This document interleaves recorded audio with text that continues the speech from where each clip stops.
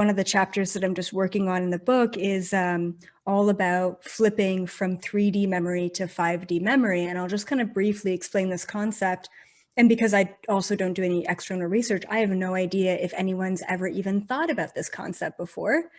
But basically, our 3D memory is our brain, right? And you can think about it as like a 100 gigabyte external hard drive storage device.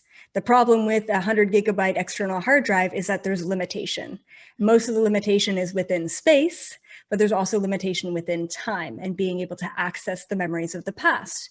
So for example, if I were to lose my keys, right, which actually I have no idea where they are right now. If I were to lose my keys and I would have to go back into my memory in a 3D way to say, okay, so when's the last time, trace back to the last time I had my keys, where did I put them, then what happened after that, then what happened after that. It's a very linear way of having to go back and trace it all back down. The 5D memory, which I'm teaching about in this book, is, I call it 5D memory cloud storage. So it's just your soul taking in everything, every experience, every emotion, every vibration that you exist through in every incarnation infinitely. And it stores it in your soul, in your cloud storage, in your 5D. There's no limitation to where it's being stored, how it's being stored, and what you're able to access. It surpasses all space and all time.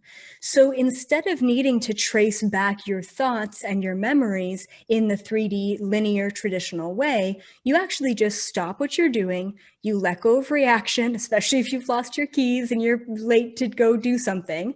And in that moment, you actually just hop into that nothingness space and you ask the question, where are my keys? If you wait long enough, if you've worked with this, you as a channeler especially, we have to have a clear mind to channel anything. So when we get to that place, we're like, where are my keys? Boom, the thought instantaneously pops into your mind. You know exactly, oh, they're in my duffel bag of my gym or what gym bag or whatever. But that thought instantly pops in. There's no tracing it back. There's no going through. There's no working with the brain anymore. But as we raise our vibration and we move between 3D memory and 5D memory, the 3D memory goes away. So all of a sudden it feels like I'm 25 years old and I'm losing my mind, I'm losing my memory. And then you add in parallel timelines and the Mandela effect and hopping through different fucking parallel realities.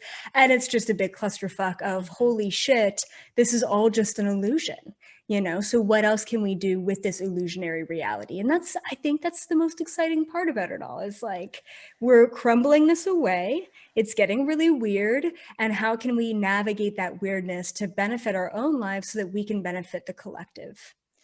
It is really cool. And it's also such a weird, it's weird. Like when you actually make that switch, because I feel like, on the surface, it sounds like, oh yeah, I just want to be working with like cloud storage. Like, I don't want to hold on to extra stuff.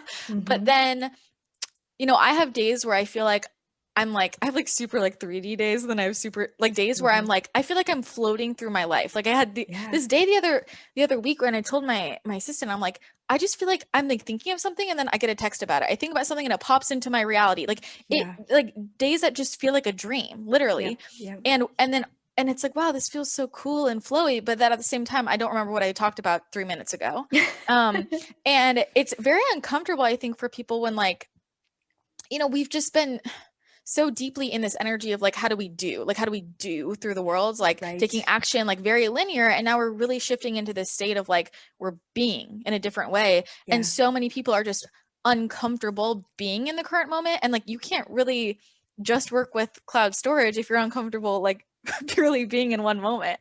Well, also working with cloud storage, downloading information, hopping into your clairs, right? And your clairvoyance and what have you, all those abilities.